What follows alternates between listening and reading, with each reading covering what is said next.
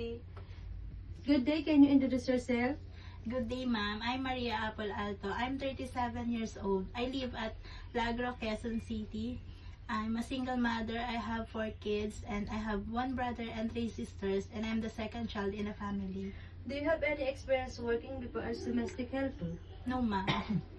How about in the Philippines? Do you have any experience working as domestic helper? Yes, ma'am. My employer's name is Lindsay Andres. I stayed there at 3 years, and there are 5 in the family. Okay, what are your main duties in your previous employer? I'm taking care of kids, and I do the household chores like cleaning, washing, and ironing clothes. Why did you choose to work in Hong Kong? Because Hong Kong is a high salary to support and give my children a better future.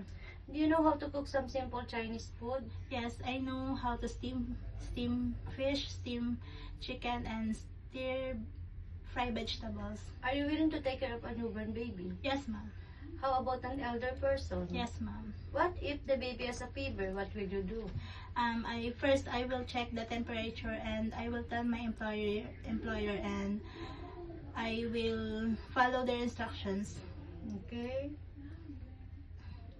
What can you teach to your employer's children? I can teach the children how to write and read in English. Can you sing a nursery song? Can you give me an example? Like, the wheels on the bus go round and round, round and round, round and round. The wheels on the bus go round and round, all through the town. Okay, what kind of employer are you looking for? I'm looking for a nice person and understandable. Are you afraid of dogs and cats? No, ma'am. What can you say about yourself, your attitude?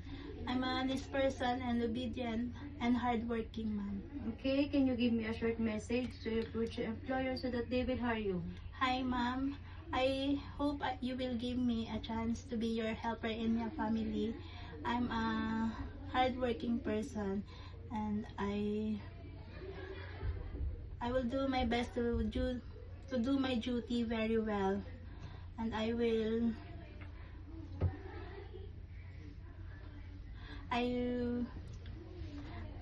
promise I finish the 2 years contract in your family.